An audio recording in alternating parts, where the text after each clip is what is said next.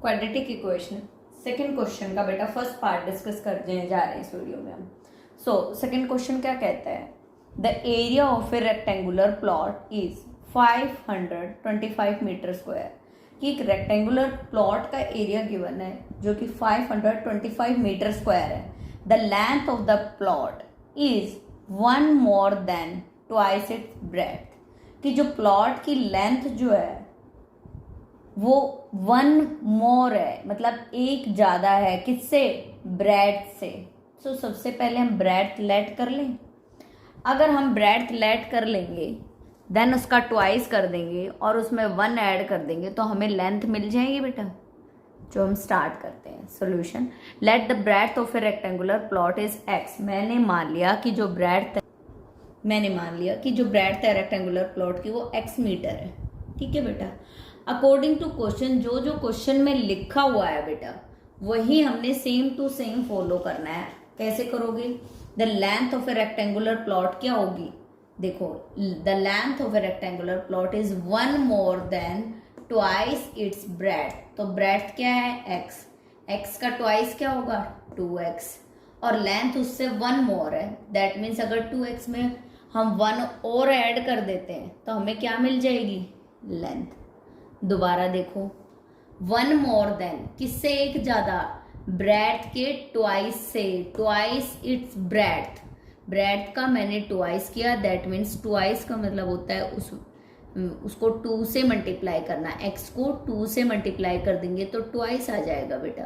And 1 more then और एक और ज्यादा, उससे एक और ज्यादा, दैट मीन्स हम 1 उसमें ऐड कर देंगे। दैट मीन्स हमारी लेंथ आ गई है 2x + 1 मीटर। अब क्वेश्चन में हमें क्या निकालना है बेटा, अब हमें क्वेश्चन में एक क्वाड्रेटिक इक्वेशन निकालनी है। The area of a rectangular plot किसके इक्वल होता है, लेंथ क्रॉस ब्रेड्थ।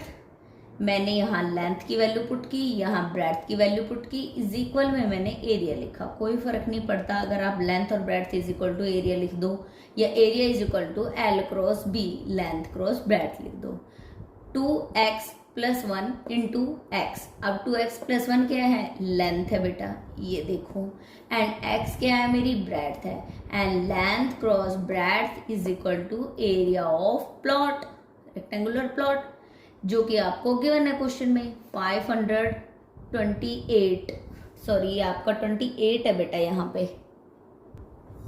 देन जब आप 2x को x से मल्टीप्लाई करोगे तो 2x² आ जाएगा और x को 1 से मल्टीप्लाई करोगे तो x आ जाएगा। एंड 528 को इज इक्वल टू के इधर की तरफ आएगा तो पॉजिटिव से नेगेटिव बन जाएगा। दैट मीन्स हमारे पास क्वाड्रेटिक इक्वेशन क्या निकल के आई, 2x² + x - 528 is equal to 0। ये आपकी क्वाड्रेटिक इक्वेशन आ गई है।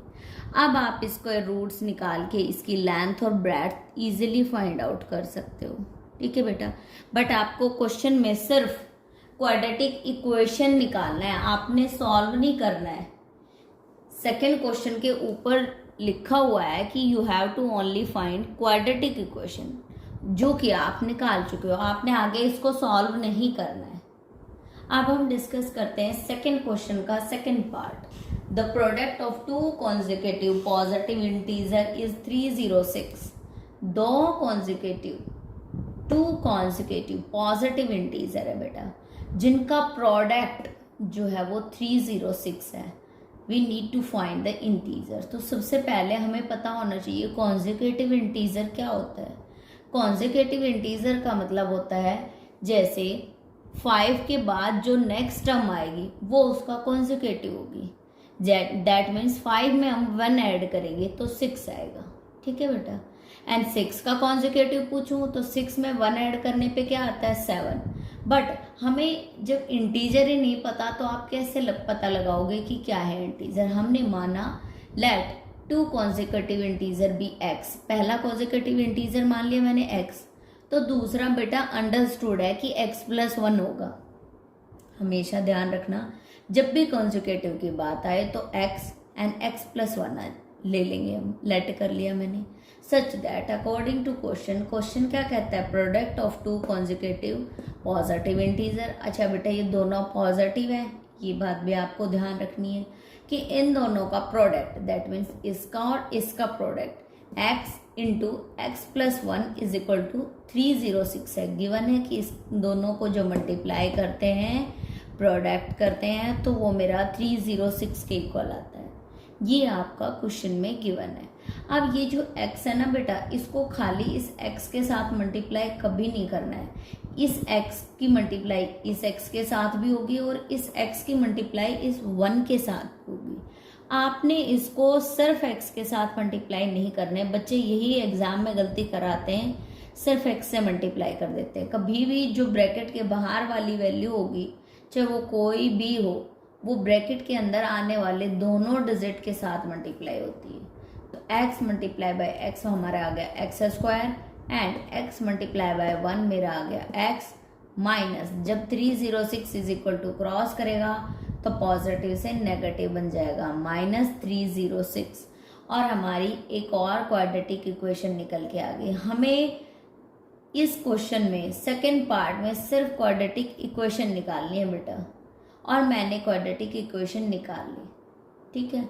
बट ध्यान रखना है, कॉन्जिक्यूटिव का मतलब होता है अगर आप फर्स्ट नंबर x लेट कर रहे हो तो next number x plus 2 let करोगे बेटा, x प्लस 1 लेट करोगे, सॉरी।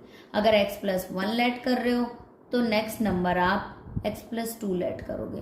बट उससे क्या होगा, आपका क्वेश्चन थोड़ा कॉम्प्लिकेटेड हो जाएगा। तो क्वेश्चन को टफ नहीं बनाना है, क्वेश्चन को इस तरीके से करना है कि जब आप करो तो आपको कोई दिक्कत ना हो, वो इजीली सॉल्व आउट हो जाए एंड कैलकुलेशन वर्क उसमें कम हो, ठीक है बेटा। नेक्स्ट थर्ड पार्ट हम डिस्कस करते हैं।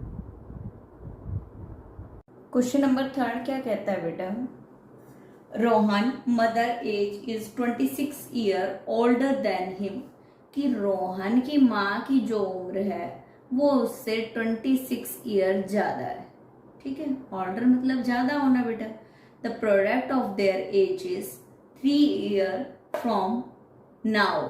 आप कह रहे हैं कि उनकी एज का जो प्रोडक्ट है आज से 3 साल बाद। नाउ, नाउ के केस में ऑलवेज ऐड होती है बेटा वैल्यू, बी 360। अगर माँ और बेटे रोहन की एज को मल्टीप्लाई करेंगे 3 साल बाद तो वो 360 के इक्वल होगा, ठीक है बेटा। And we would like to find the Rohan present age, हमें रोहन की प्रेजेंट एज निकालनी है, ठीक है। Let the present age of Rohan be, जो भी आपसे क्वेश्चन में पूछा गया है लास्ट में वही आपने लेट कर लेना। मैंने मान लिया कि रोहन की जो प्रेजेंट एज है वो x ईयर है बेटा। अच्छा, उसकी माँ की एज क्या होगी, his mother age is equal to x plus 26, because उसकी माँ बेटा 26 ईयर ओल्डर है। जब वो उससे 26 ईयर बड़ी है तो आप x में 26 ईयर ऐड कर दोगे तो x प्लस 26 ईयर उसकी मदर की एज आ गई, ठीक है बेटा। अब अकॉर्डिंग टू क्वेश्चन हम क्या करेंगे, after 3 years the product of there edges, 3 साल बाद, आने वाले 3 साल बाद, ठीक है बेटा। 3 साल आगे की बातें हो रही है। The product of there edges, कि अगर 3 साल बाद अगर हम उनकी एज को मल्टीप्लाई करें तो वो 360 के इक्वल आएंगे, ठीक है। अब रोहन की एज आज x है और 3 साल बाद क्या होगी, x प्लस 3, ठीक है बेटा। माँ की एज x प्लस 26 है, 3 ईयर बाद क्या होगी बेटा, इसमें 3 ईयर ऐड कर देंगे, x प्लस 26 प्लस 3। अब इन दोनों का product of there edges, that means in दोनों का प्रोडक्ट, दैट मीन्स इन दोनों की एज का मल्टीप्लीकेशन जो है वो 360 के इक्वल है, गिवन है। यही आपका क्वेश्चन में गिवन है। आपने कंफ्यूज नहीं होना है, आपने बस ध्यान रखना है कि एक्स उसकी प्रेजेंट एज है बेटा। 3 साल बाद उसकी 3 ईयर एड एज और बढ़ जाएगी, दैट मीन्स हम इसमें 3 ऐड कर देंगे। आफ्टर 3 ईयर्स माँ की भी 3 साल एज बढ़ जाएगी तो 26 में भी 3 ऐड कर देंगे, x प्लस 26 प्लस 3 हो जाएगा मेरा 3 साल बाद एज। अब ये कह रहा है प्रोडक्ट ऑफ देयर एजेस, कि उनकी एज का जो प्रोडक्ट है, मल्टीप्लीकेशन है 3 साल बाद, जो है वो 360 के इक्वल है। मैंने जैसा क्वेश्चन में बोला वैसे ही लिखा। इसको मैंने x+3 एज इट इज लिखा। x+26+3 29 बन जाएगा मेरा। 26+3 29। अब इन दोनों को आपने मल्टीप्लाई करके सॉल्व करना है। ठीक है बेटा, x की x से मल्टीप्लाई करेंगे x² आ गया, 3 की x से करेंगे प्लस का 3x आ गया। नाउ 29 की x से करेंगे प्लस 29x आ गया। नाउ 29 की 3 से करेंगे प्लस 87 आ गया। ठीक है, एंड माइनस 360 आ गया। वाई 360 क्यों आया? बिकॉज 360 डिग्री नहीं है बेटा, इसको मैं रेज करती हूँ। नाउ अब हमें ये दोनों वैल्यूज सेम नजर आ रही है। ये 3x है, ये 29 है। हमने दोनों को ऐड कर देना है। 29 में 3 ऐड करेंगे, x² प्लस 32x माइनस 360 में से 87 माइनस कर देंगे एंड साइन नेगेटिव, बड़ी वाली वैल्यू के आगे जो साइन है वही आएगा। Negative 273 is equal to 0। That means हमारी क्वाड्रेटिक इक्वेशन क्या निकल के आई? x² plus 32x minus 273 is equal to 0। आपने कुछ नहीं करना है, प्रेजेंट एज को लेट करना है बेटे की, देन माँ की उसके 26 ईयर बड़ी एज है तो देन उसमें 26 ऐड कर देंगे। अब बात हो रही है कि 3 साल बाद दोनों की एज का जो मल्टीप्लिकेशन है वो 360 के इक्वल है। तो दोनों की एज में मैं 3 ऐड कर दे रही हूँ। यहाँ भी मैं 3 ऐड कर दूं, यहाँ भी मैं 3 ऐड कर दूं, तो दोनों की 3 साल बाद की एज पता चल गई मुझे। अब दोनों का प्रोडक्ट क्या है? Product of there edges 3 years from now, आज से 3 साल बाद। ठीक है बेटा, अब दोनों का प्रोडक्ट क्या होगा? 360। ये भी क्वेश्चन में गिवन है। मैंने इस वाले पार्ट को सिंप्लीफाई किया, 360 को मैं इधर की तरफ लाई एंड सॉल्व करने के बाद मुझे क्वाड्रेटिक इक्वेशन मिल गई x² प्लस 32x माइनस 273। अगर आपका सब्स्टिट्यूशन मेथड से, एलिमिनेशन मेथड से, किसी भी मेथड से आगे भी सॉल्व करना आ जाए, अगर आपको क्वाड्रेटिक इक्वेशन निकालनी आती है तो आपके लिए बहुत ईजिली है। सॉरी, सब्स्टिट्यूशन मेथड से आप इसको नहीं कर सकते, आप इसको स्प्लिटिंग मिडल सम से ही कर सकते हो। ठीक है बेटा, बट इस टाइप के क्वेश्चन आपको लीनियर इक्वेशन में भी मिलेंगे, आपको लीनियर इक्वेशन विद 2 वेरिएबल्स में भी मिलेंगे। सो कंफ्यूज नहीं होना है। ये क्वाड्रेटिक इक्वेशन है। क्वाड्रेटिक इक्वेशन का मतलब मैंने आपको फर्स्ट क्वेश्चन में ऑलरेडी समझा चुकी हूँ। फोर्थ पार्ट क्या कहता है बेटा सेकंड क्वेश्चन का? A train travel at a distance 480 kilometre. कि एक ट्रेन ट्रेवल करती है एक डिस्टेंस जो कि 480 किलोमीटर का है at a uniform speed. Uniform speed का मतलब होता है एक समान स्पीड से। ठीक है बेटा, if the speed has been 8 kilometre less, अगर स्पीड को, जो यूनिफॉर्म स्पीड है या स्पीड है, उसको 8 किलोमीटर कम कर दिया जाए, then it will have taken 3 hours more to cover the same distance.